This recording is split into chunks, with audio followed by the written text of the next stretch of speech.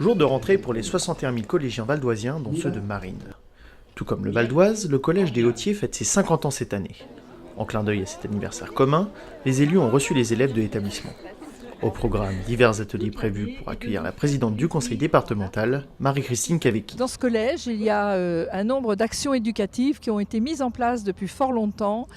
Et vraiment, ça fonctionne très très bien. D'ailleurs, on a eu droit à un joli spectacle de la part des élèves sur le travail qu'ils avaient fait l'année dernière. On voit que l'ensemble du collège est décoré par le travail des élèves. Il y a un travail sur la culture.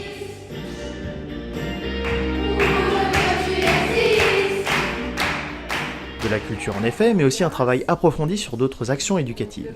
Plus de 1000 sont proposés au collège comme des ateliers théâtre, bande dessinée, vitrail ou encore speed meetings avec des professionnels. En tout, le département investit 1 million d'euros par an pour améliorer le climat scolaire.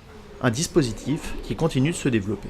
Cette année notamment, nous en mettons en place une toute nouvelle qui s'appelle l'Arbre de confiance pour aider les établissements à recréer la confiance entre les parents, les enseignants, les équipes éducatives et les élèves.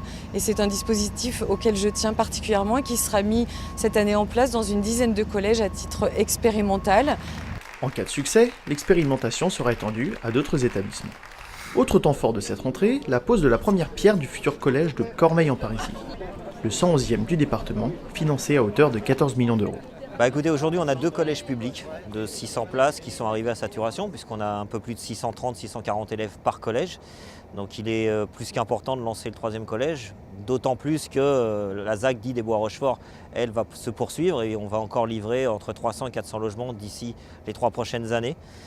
Sans oublier le projet des Quais de Seine, donc le 3e collège arrive dans le bon timing en septembre 2019. D'autres travaux de restructuration sont prévus tout au long de l'année.